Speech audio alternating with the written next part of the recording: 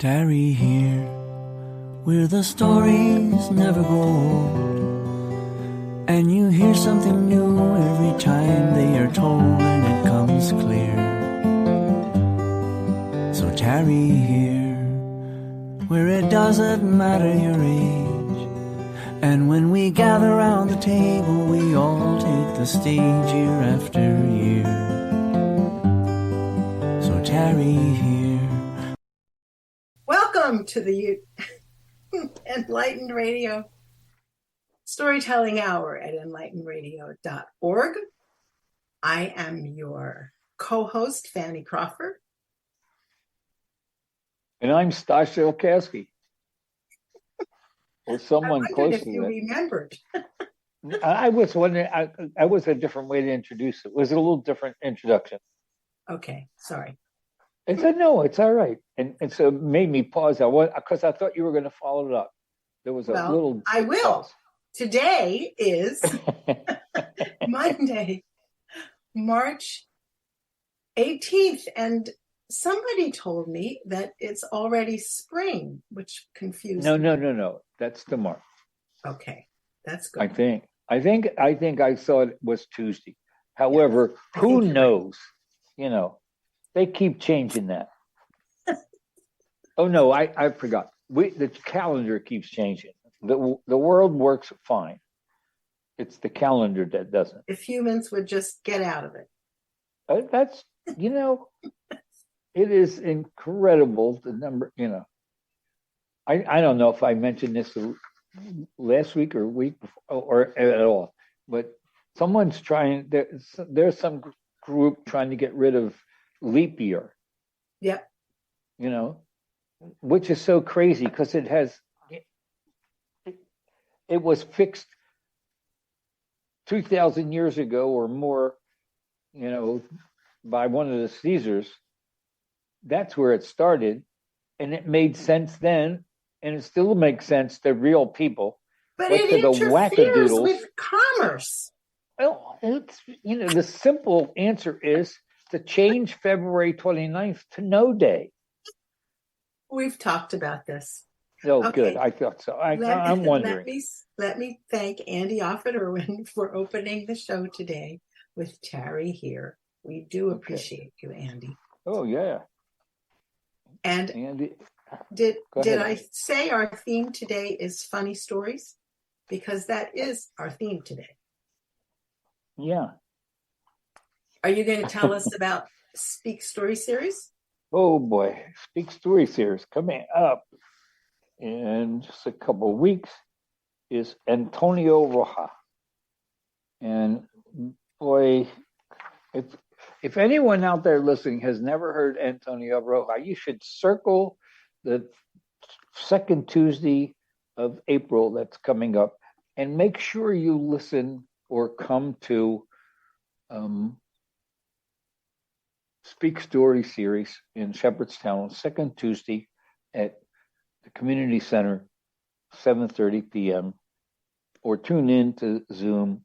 Go on www.speakstoryseries.com and sign up for that, because Antonio Roja is spellbinding. I had seen him at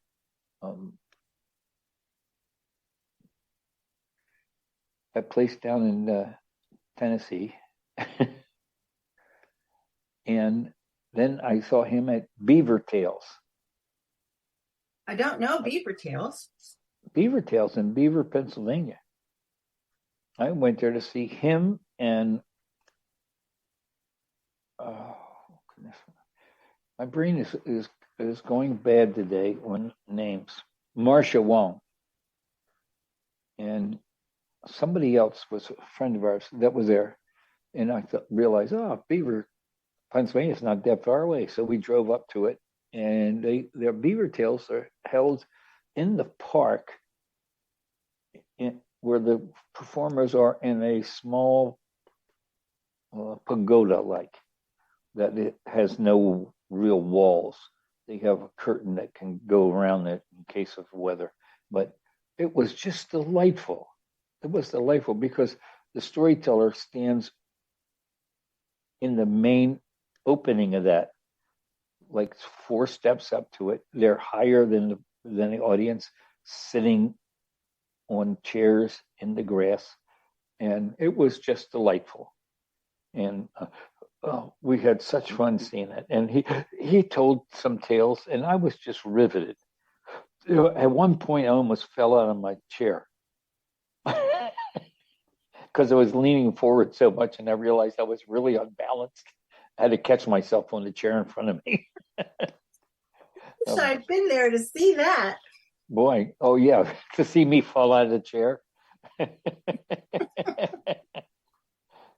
Well, sometime we'll have to make an arrangement for me to do that, just so I can amuse you. You know, I always like to do things so that you are happy. Well, I have some. Oh, did you give the website for Speak? I did. See, I'm just SpeakStorySeries.com. Yeah, well, that's okay. Well, here's where my mind was. I want to give these little one-liner stories to our listeners.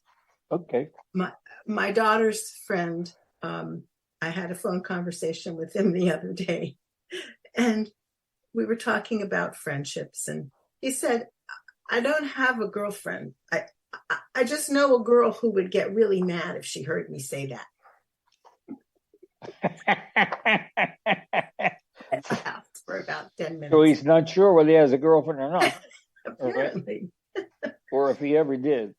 Okay, how about this one? I'm taking a risk with this one. Why don't visually impaired people like to skydive? Because it scares the hell out of the dog. I like that. I had the same 3-second pause you did. I think that's a good one. I was trying to imagine, oh yeah, that dog would, I don't want to go, he'd been kicking and screaming and barking. Okay, honesty is the best policy, but insanity is a better defense. Yeah. Okay. Oh. Can you hold on a second or keep going? I can keep talking to you even if you're not there, you know. You were back. Our listeners certainly wouldn't know if you weren't there. Okay, here's another. My mind works like lightning. One brilliant flash and it's gone.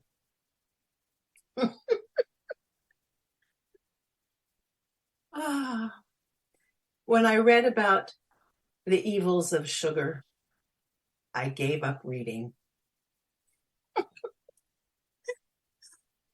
Okay. How about wise men talk because they have something to say. Fools talk because they have to say something. All right. On that note, Stash, I think I should switch gears, and I'm going to read an article from one of my favorite humorists. I'm back. I've moved on, Stash, and I'm going to read an article from one of my favorite humorists as soon as I find it. Gene Weingarten. Okay. Okay. Well, Gene is retired from the Washington Post, I believe. He's not writing his humor articles anymore. And of course, there's no more Washington Post magazines, which is where he used to have his columns. But I saved a lot of them, and I go back and read them and chuckle to myself. Okay. This is from May 14th, 2017, from Gene Weingarten.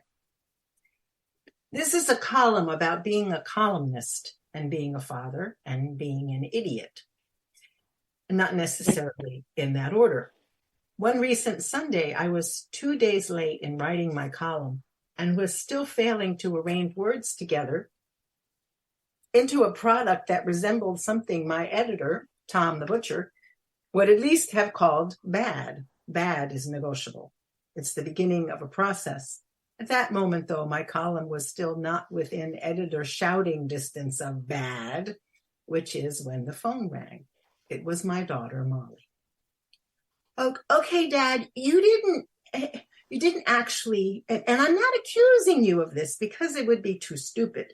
You didn't by any chance, for some reason, flush cat litter down my toilet, right? Background. Molly is pregnant. Her husband is out of town. She is also a veterinarian, so she understands quite well that pregnant women are not supposed to handle cat feces because it can contain a parasite that causes toxoplasmosis, which is not good for babies. There are special moments in a man's life when he realizes he has been placed on earth for a reason. In my case, I understood that after 35 years of erratic, semi-competent parenting, I had been called upon to utilize my skills and wits and instincts to be a good dad. I have been tasked with a mission. So I had been going over to Molly's house once a day to scoop poopy out of a litter box and put it in a bag, which I then put into a garbage pail in the backyard. I don't want to brag, but let's just say I have heroically risen to the occasion. Or apparently not. Molly's question lingered in the air. I said into the phone. I sort of maybe did. See, there was only this one single item that I fished out of the cat boxes one day, and the basement toilet was closer than the nearest plastic bag. And really, when you think of it, one of the first lessons you learn in life, even before you learn to read, is that poopy goes in toilets. So I figured, I think you need to come over here, Dad. And that is when I learned, for the first time, what happens when you flush even a little incidental bit of cat litter down a toilet, which is apparently why cat litter boxes say in big capital letters, "Do not flush." Cat litter is a preternaturally absorptive substance, apparently designed to expand to roughly 60,000 times its original volume in some horrible malignant process, like cancer, only worse. Molly's toilet resembled one of those baking soda and vinegar volcanoes the dumb kids in middle school made every year for science fairs. What had seemed to me at the time to be about a tablespoon of cat litter had swollen into a throbbing gel the size of a bowling ball that no amount of plunge flushing would get rid of. It resisted scooping efforts, dancing away like mercury. Eventually, I realized the most effective way to attack it was with my bare hands. So that's what I was doing, on my knees in front of a toilet. Seeing this, Molly pointed out that rubber gloves were available and should be an option. And very gently, with love and pain in her eyes, she asked, "Do you have any common sense at all?" "Not much, Moll. But I do have two things, a complete lack of shame and a column." That's good. Weingarten. That's good. I love it when people can exaggerate a little thing into a disaster like that. That's well, good. Especially when he's defending himself. He just gets all blustery and flustery. And he's almost always in the wrong. Right. Yeah. But it's so amusing. And that was his daughter, right? Yes. Yes. Oh my goodness. Yeah. Yeah. You know, I have two daughters, and my oldest daughter has been as a younger person, not anymore so much because she's in her 50s, but when she was a young girl, she's every once in a while would say something to me like, sometimes I wonder why they let you be a teacher. and you know why I always think that was funny is because there were times when she would come to me and say, "Dad, I really need some help with this." Very rarely. I always have talked about her. My oldest daughter Megan is. I always think of her as the brightest, most intelligent human being I've ever met. She was very sharp.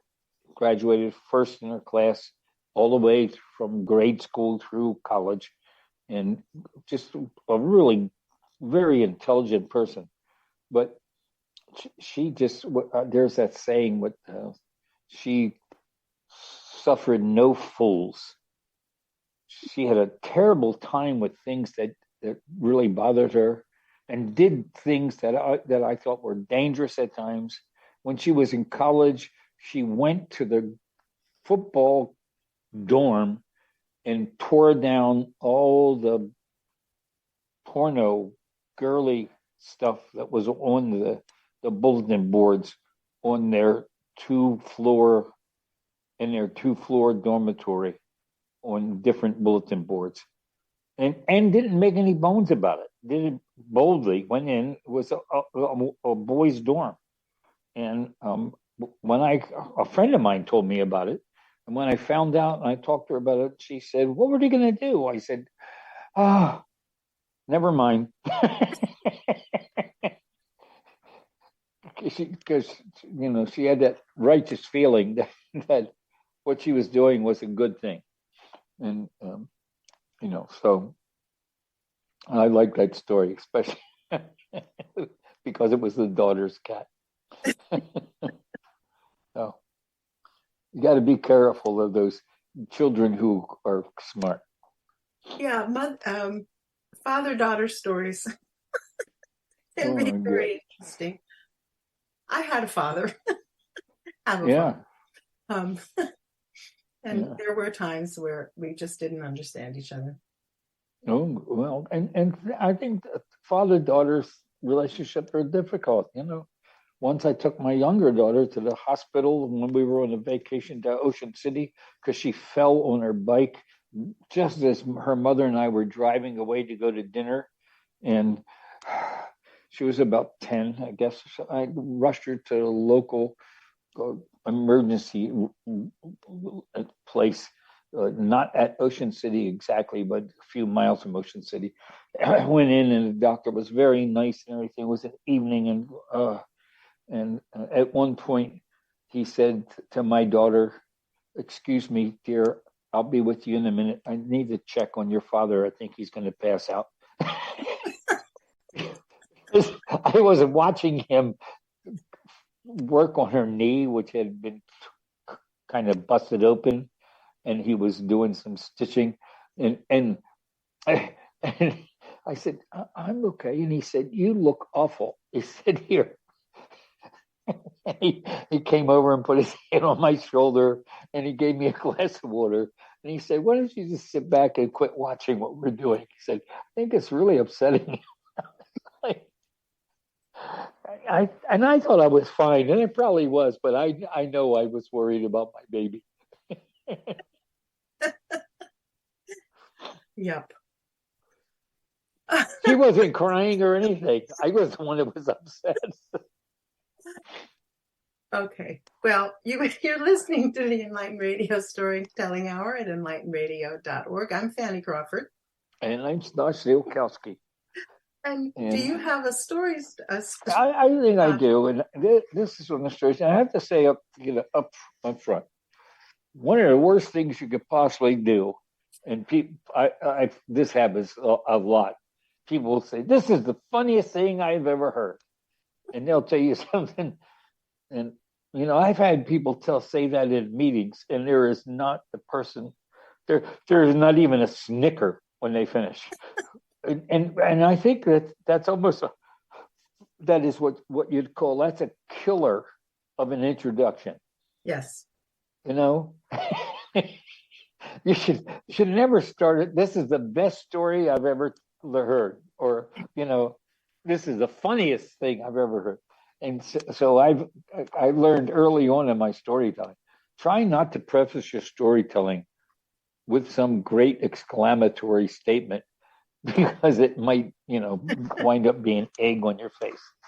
So, and here's this is one of the stories that I I have actually been in storytelling places where somebody said, um, somehow someone either in the audience or else, because the guy was getting up ready to tell a story, somebody said, "Oh, he's going to tell old dry-fi. This is so great. This is wonderful." And but I'm going to do this story, old dry-fry, because I'm ready. I don't know. Have you ever heard this story? No. Oh, what's supposedly legendary? I've heard it many times. I've heard it at Jonesboro, and I've heard it in Arkansas. I heard it in Pittsburgh. So I and I've heard different versions of it. So here we go. One time there was an old man named Dry Fry. He was a preacher, but all he preached for was revival collections and all the fried chicken he could eat. And one time he stayed for supper and he was eating fried chicken so fast he got a chicken bone stuck in his throat, choked him to death. Well, the man in the house, he was scared. Law me, he says, they'll find old Dry Fry here and they'll hang me for murder and sure. So he took old Dry Fry to a house down the road a piece and propped him up against the door. Somebody went to go out the door directly. Old Dry Fry fell in the house. Oh, Lord me, says the man of the house. It's old Dry Fry. Everybody knew old Dry Fry. We got to shed him out of here quick or we're liable to be hung for murder. So he took old Dry Fry and propped him up in the brush side of the road.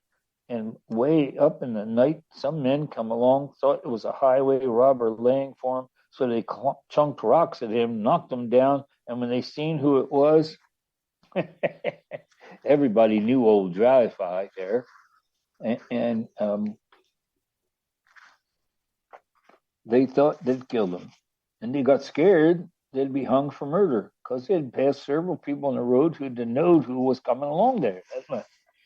Well, they took old Dry Fry and propped him up against a man's corn house. And that man, he went out early the next morning and he'd been missing corn.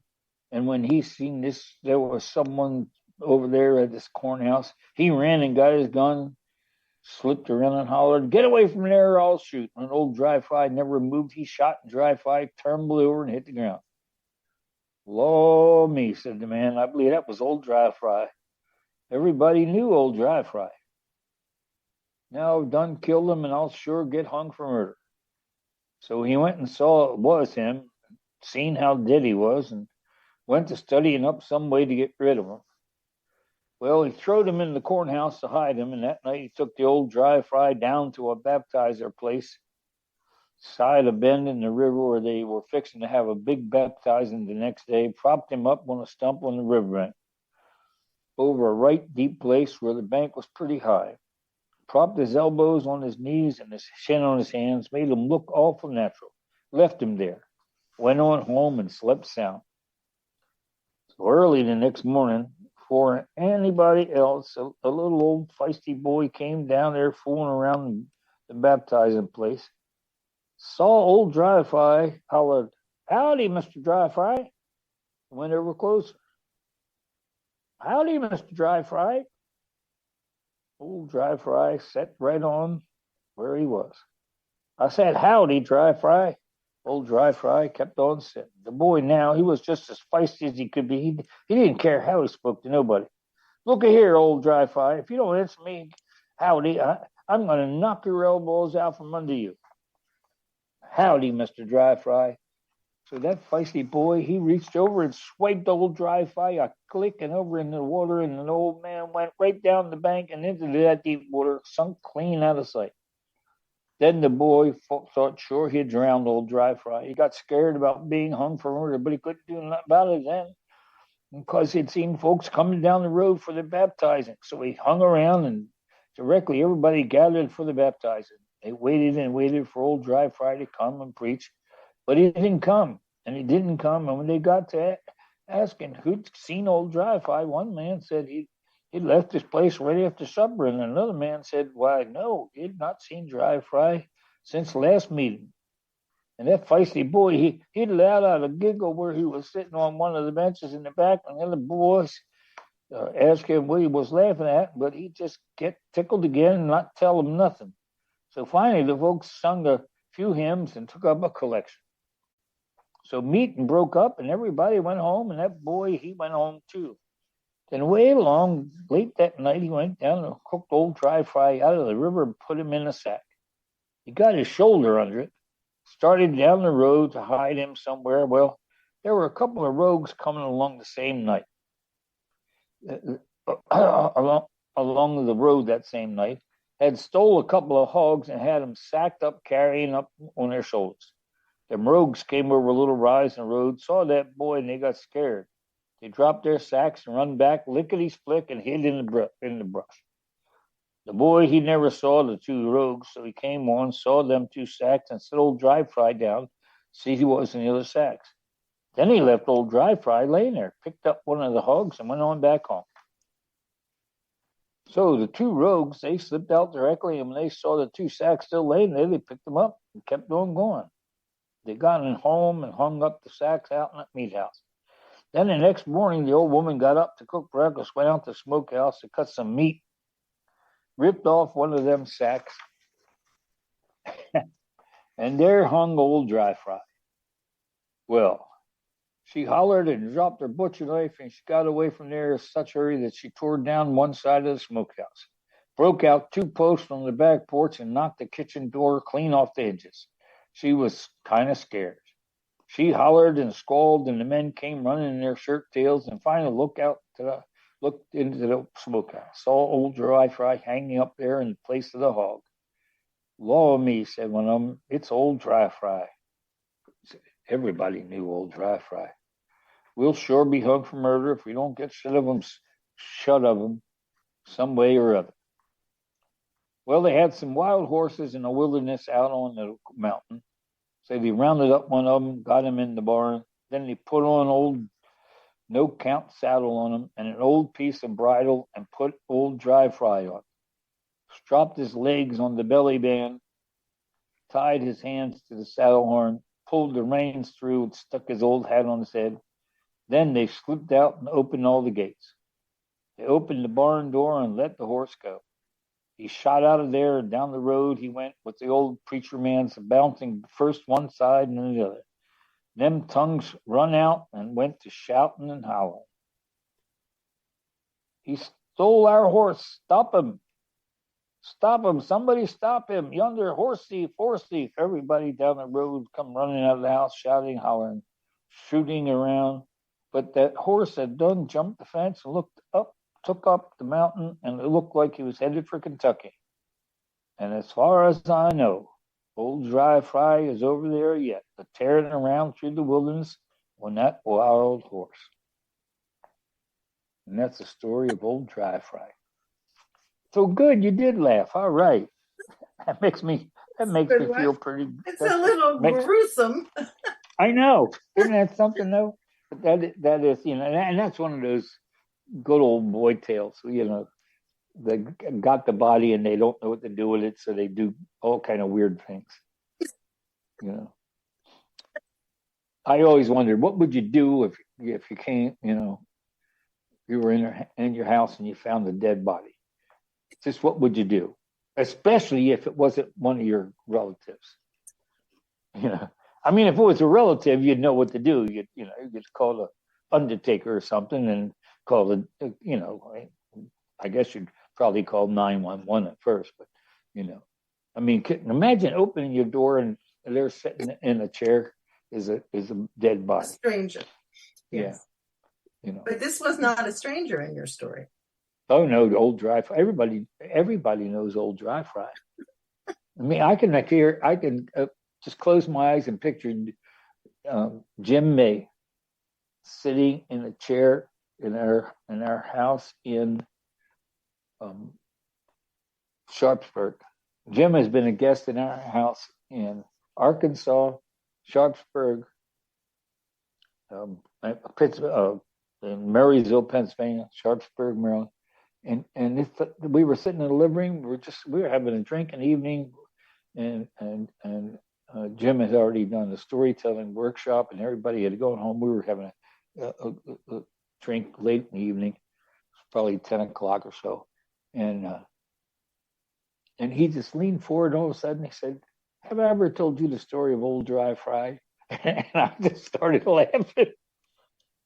And he said, "Apparently I have. Well, I'm going to tell you anyway because I feel good tonight." And I That's what just happens remember when you give Jim May a drink. I remember we had such a good time. We just laughed and laughed and laughed. You know. I do love Jim May. He's a great storyteller. Oh, he was great. You know, and he was a wonderful house guest. Each time he stayed at our house, and especially the last time when he was in Sharpsburg, I do remember that he just said, "Now tomorrow morning I'm going to get up early and leave. So don't bother, worry about me. I don't need any coffee or anything. I'll stop on the road." And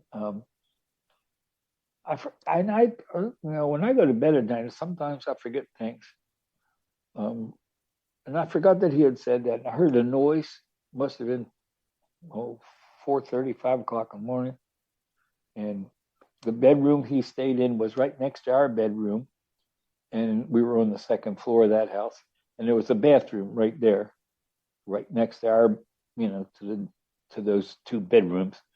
And so I heard this noise in the hall, and I had forgot all about Jim being there and about him getting up early. I didn't know, so You didn't shoot him, did you? no, but I opened the bedroom door at the exact same time that he was coming out of the bathroom, and he and I both yelled at the same time. Two older men in just their white skivvies, and we both laughed like we both got a little bit of a scare, and we both laughed like hell. He said, "You should go back to bed. I'm leaving." Good old Jim May. Yep. Yeah. Okay. Well, here's my next. This is another column from Tim Rowland, who lived in Hagerstown, Maryland. I think initially he was born in West Virginia, but he lived in Hagerstown for years and years and years. And then he got tired of all of us here, and he kept his job with the newspaper, which is still called the Herald Mail, even though it's a USA Today affiliate at this point. But he now lives in Maine. What was your question? The name of this paper? The paper is the Herald Mail. It's the Herald Mail. It's always had, okay. But it's been taken over by USA Today, so it's an affiliate of that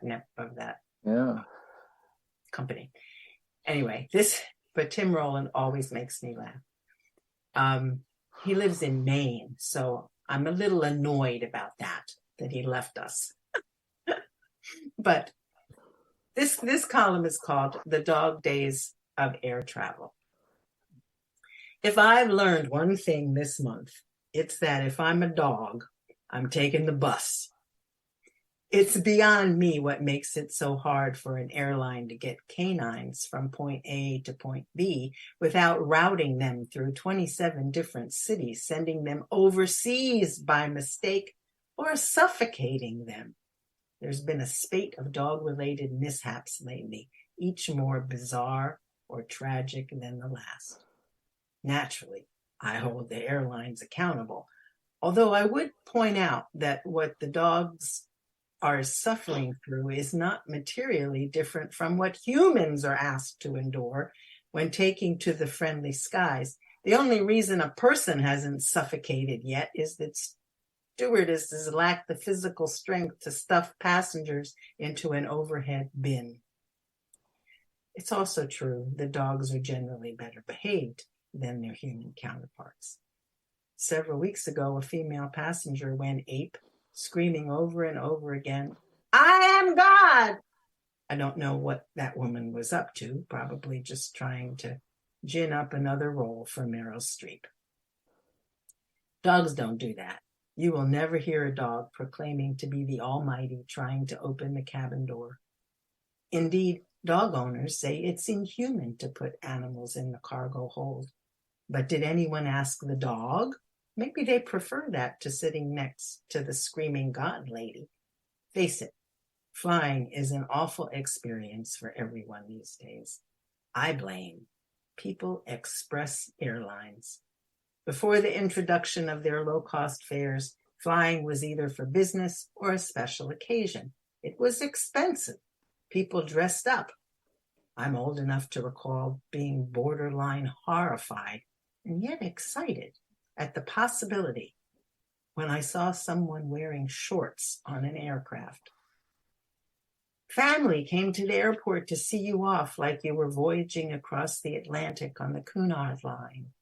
There was no shoving or being screamed at by frazzled, underpaid stewards.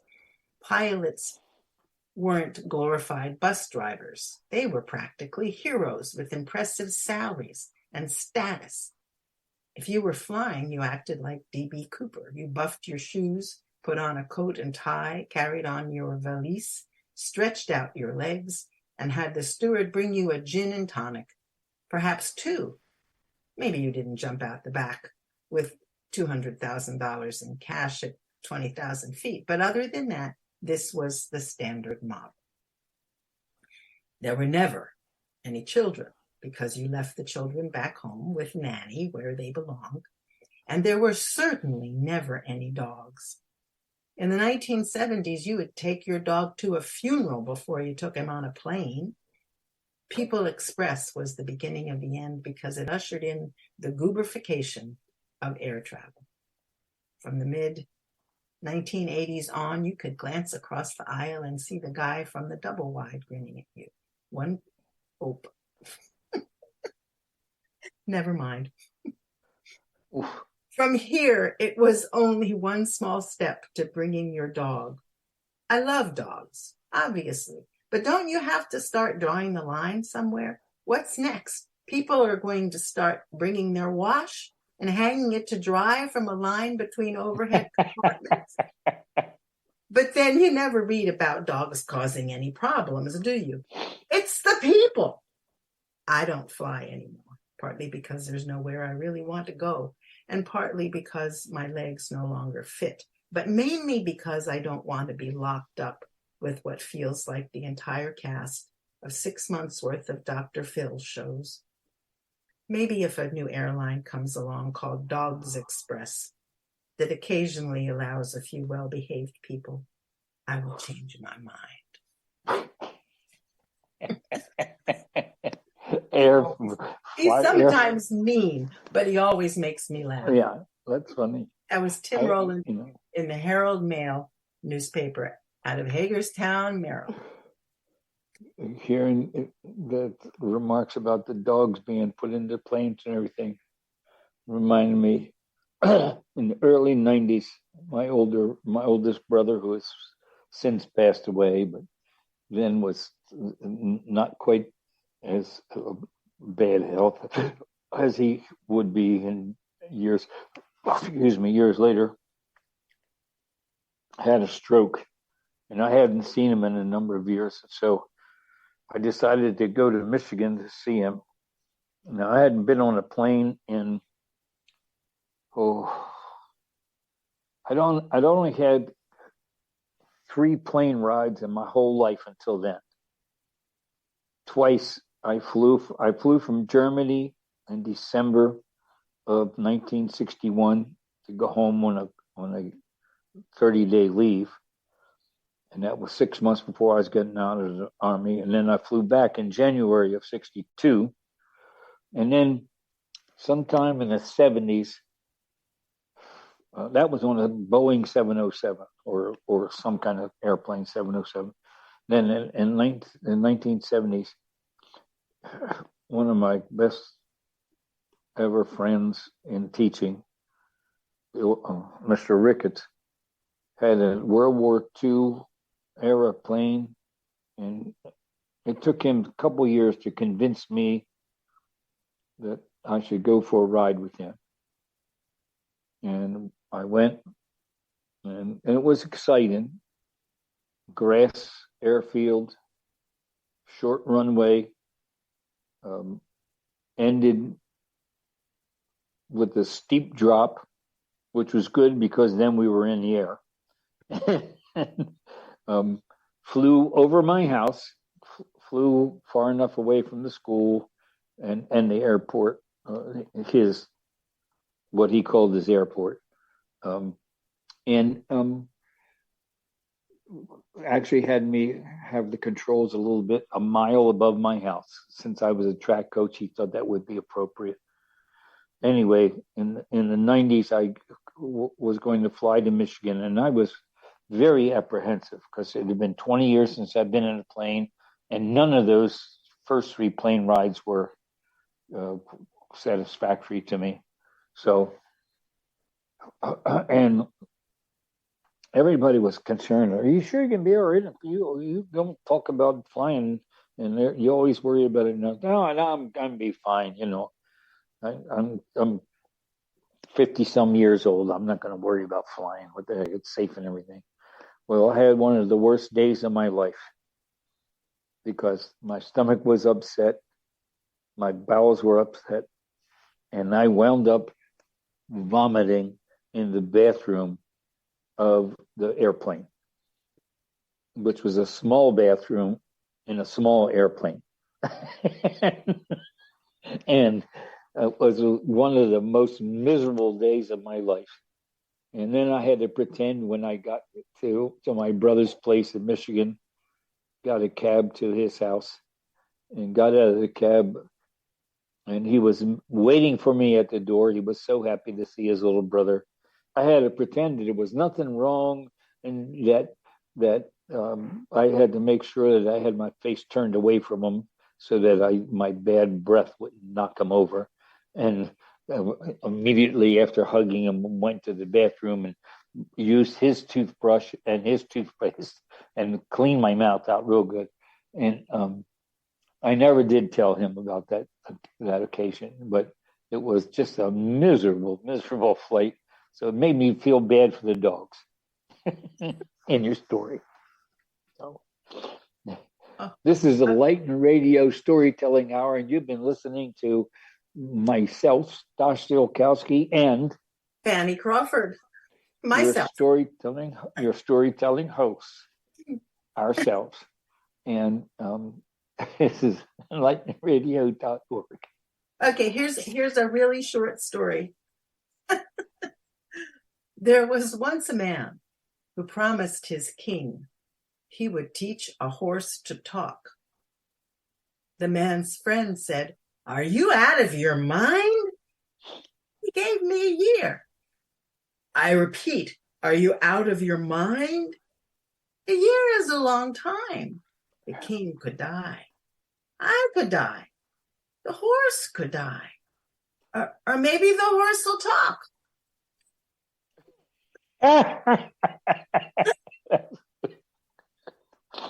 Oh, that's like that's somebody who plays the long bet.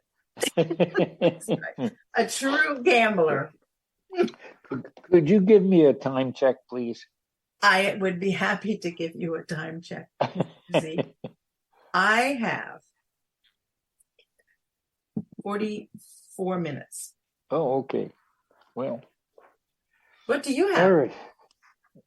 I had roughly 40 minutes because I was a little slow, I think, it started.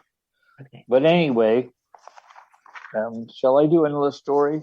Yeah. Okay, I'm hoping this will be funny. And I guess we have enough time. Soap. One time there was a woman fixing to wash clothes and she found out she didn't have no soap. So she hollered for a little boy and told him, "Go to the store for soap." She says, "Don't you forget now, soap." So he headed for the store, running along and saying, "Soap, soap, soap," so he wouldn't forget.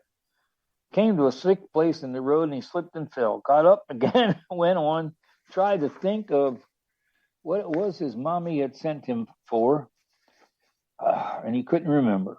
Let's see. So he walked back to where he slipped and says, "Right there, I had it." Walked on a few steps and said, "Right there, I lost it." Walked back. Right there, I had it. Right there, I lost it. I kept on walking back and forth, and back.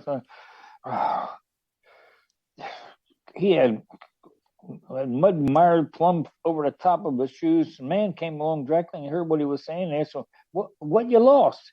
"Right there, I had it. Right there, I lost it." What did you look? I'll help you find it. Right there, I had it. Right there, I lost it." So the man thought he was crazy and started on by, and he slipped on the boy's loblolly and fell and like the fell. He said, "That blamed mud, it's slick as soap." "Soap, soap, soap," the boy said and started off again.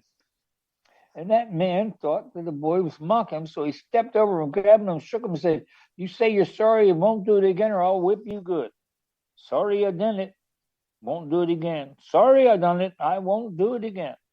So the man turned him loose and the boy ran on. But he started and saying that and couldn't think of the soap. Got down the road and came up across old woman and had fell in a ditch and broke all the eggs she had in the basket. She was getting up about the same time the boy came along. "Sorry I done it, won't do it again. Sorry I done it, won't do it again." The old woman thought she was making fun of her, so she grabbed him, boxed his ears, and then she pushed him in the ditch and says, "I'm out and you're in." And when he got out of the ditch and he went on saying, "I'm out and you're in, I'm out and you're in," oh, come to where a man had one wagon wheel mired way down in a mud hole and was trying to get out. "I'm out and you're in, I'm out and you're in." And the old man grabbed him and said, "You wouldn't say that. One's out, and now you come here and help me get the other ones out, or I'll whip you good." So the boy had to help him. When he got it out, on down the road he went. "One's out, got the other one out. One's out, get the other one out." And one-eyed man come along the road, and the boy went out past him and said, "One's out, got the other one out. One's out, get the other one out." So the old man grabbed him, and he just smoked that boy's britches. "You wouldn't say such a thing to me. You might have said, 'One's in anyway.'" Turned him loose, and the boy went on. "One's in anyway, one's in anyway." Come to where a woman was washing clothes on her washing place in the creek side of the road. Her two least young uns was running around playing, and one of them had slipped and fell in the creek. The woman run to get it out, and just about the same time there was that boy.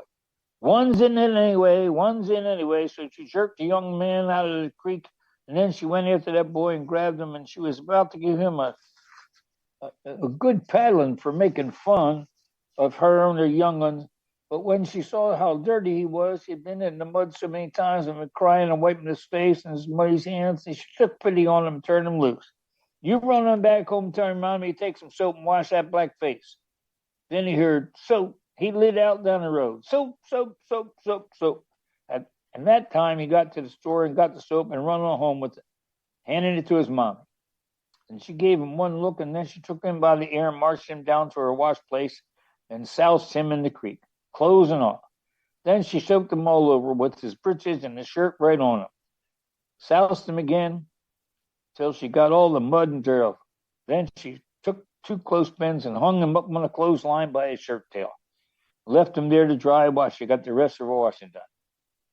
Another father came from for his kids while Sarah was in the midst of her story.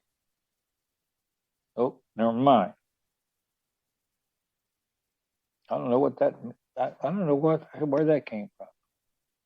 So the story ended with the woman left them there on the line. I don't know why I had a note down there at the bottom of that story, but anyway, that is a story. I remember once I told that a long time ago. I had worked on that, and I told that, and I've only ever told that once, and it was at a small storytelling venue. People were enjoying it, and I got into it. It's one of those things. I'd worked on that story, and I don't know what kind of what kind of speech pattern or accent or what I was doing. But afterwards, I had a lot of compliments on being able to imitate the down home kind of language that I was using. And I've always been worried that I could not duplicate that performance. And I don't think I did. But I do remember that people really appreciated it. And they thought that I had come from somewhere deep in the backwoods of Kentucky or something. And I assured them that it was just a fake. Okay. Well, I'm gonna see if I can fit this story in. It's not very long. Or it's actually another Gene Weingarten column from July 24th, 2016 in the Washington Post magazine, which of course is long gone and I miss it. Gene Weingarten. And I'm reminded of this because I heard Jane Dorfman at the National Women's Storytelling Festival this weekend tell her story, her portray Calamity Jane. And one of the parts of that story is that Calamity Jane apparently had planned her last words on her deathbed because she wanted to be buried next to Wild Bill Hickok. And no, Buffalo Bill Cody. She's very angry that people mix those two men up. And here I am mixing them up for her. Anyway, so this is dedicated to Jane Dorfman and Calamity Jane. From Gene Weingarten. A few weeks ago, I wrote about getting a solicitation from the AARP, a fine organization that makes you feel ancient and decrepit every time you hear from them. As always, it took me a few days to recover, but eventually I deluded myself back into thinking I am a rare specimen of middle-aged health, vitality, and vigor, which is exactly when I got the letter in the mail from a company trying to sell me a burial plot. The brochure from the Washington National Cemetery was bright and cheerful. Imagine the peace of mind from knowing it's all taken care of. And the letter included a stamped return reply envelope, which I used. I used it to mail back the brochure, shredded into tiny pieces. I do understand that it might be financially prudent to plan for one's eternal rest, but this is one bit of prudence I will do without. That's because I subscribe to a fundamental fact of human psychology, recognized a half-century ago by a philosopher named Ernest Becker. One is able to enjoy life more or less exactly to the degree that one is able to deny death. It's not that you don't know it intellectually, that you're going to die. It's that you spend your time behaving as though you are not. It's about distracting yourself, benign self-deception. And it is why we avidly follow sports teams, drink beer to excess, and are drawn to religions that promise eternal life. If you are the sort of person who prudently arranges for your internment to the point that you are making regular quarterly payments toward the purchase of a specific coffin-sized hole in the ground that will someday contain your rotting corpse, you are not very good at the denial of death. You are Hamlet. You are Raskolnikov. You are a melancholic, the sort of person who compulsively reads obituaries to make sure you're not in them.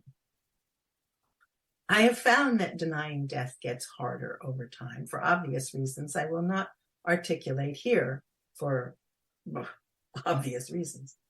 Many years ago, I wrote a humor book about hypochondria. On the flyleaf above my biography, there was a picture of me.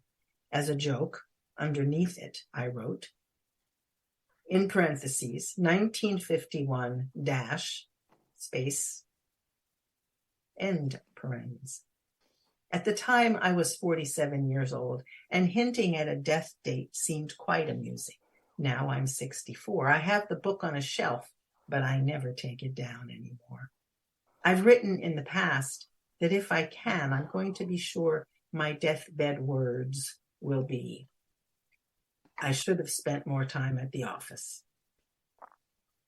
I really do intend to do this for the lasting humor value of it, but of late I've been worrying whether I really will. I'm concerned that I might have a sudden attack of deathbed gravity syndrome and instead say something insipid like, all you need is love, or something phony poetic like, it is time for that sweet oblivion which awaits us all, or wildly overdramatic like exunt omnes, friends and lovers, I shall go it alone from here on. Maudlin, croupy deathbed fetishists advise you to continue speaking to your loved one even after he or she seems to have drifted away because, quote, hearing is the last to go. I'm hoping that's wrong. I'm hoping the last sense to go is humor. Well, just to reassure you, it's Wild Bill Hickok, not Buffalo Bill Cody. Okay. Well, so I was right the first time, and I should have. Yes. And the only reason I know that is because Terry and I, on one of our trips to the Dakotas, visited Deadwood. All right. And we went to the grave of And there Wild she Bill is. Hickok. And, Yeah. Yeah. And I've seen Jane Dorfman do her Calamity Jane, and sometimes people do, and this is in no way a negative comment about anyone that we know and love dearly, but Be careful. I know. I just want to think if anybody would say that. But sometimes people imitate someone, and they're the wrong age or something. I remember a man coming to a school where I taught, at a private school where I taught, and the man was imitating what was portraying Mozart. Now, and I don't know a whole lot about musical history and stuff. I do know some things, but I do know that Mozart died as a young man. And Mozart was a great pianist. He was, a child prodigy and all this stuff, and wrote beautiful music. But he died as a young man. In fact, I think he died in his 30s. He was not. He never got to be an old man. This guy was 65 years old portraying Mozart, and he portrayed Mozart as a very young man. First of all, as a kid, and then as like an 18-year-old. And I had the worst time. I mean, I closed my eyes and listened to him. And even then, I couldn't be convinced that he was a young man of any kind, because he spoke like, and when I was doing things, I was like, he played the piano beautifully, but boy, he was definitely an old man. So he should have said he was like the ghost of Mozart or something, Anyway. Well, I will make sure to tell Jane Dorfman that she's old enough to play. Well, she's no, I would not say that. She's mature enough, and she portrays it well. And apparently, Calamity Jane only lived to be 45 or so. Yeah, but I think she lived longer than that. Really? No, I think not according to Jane Dorfman. But she was, okay. And she was, she had a hard life up until she then. had a hard life, boy. I've seen pictures of her. Jane Dorfman makes Calamity Jane look like a beauty, And Jane Dorfman is a beauty. I know, that's what I mean. Calamity Jane was no beauty. When I said one time I saw a real picture of Calamity Jane, and I thought, no wonder Wild Bill Hickok didn't like Calamity Jane. He did. They were good friends. He did a lot of nice things. But I doubt that they were boy and girlfriends, because she was not an attractive lady. Well, her last words were, "Bury me by Bill," and they did, even though all his friends told her beforehand that wasn't going to happen. No. I'm Fanny Crawford, and I'm Stasi Olkowski. we've been your co-hosts for the Enlighten Radio Storytelling Hour today at enlightenradio.org. We are independent community radio and broadcasting from Bolivar, West Virginia, Martinsburg, West Virginia, and Hagerstown. Recording stopped.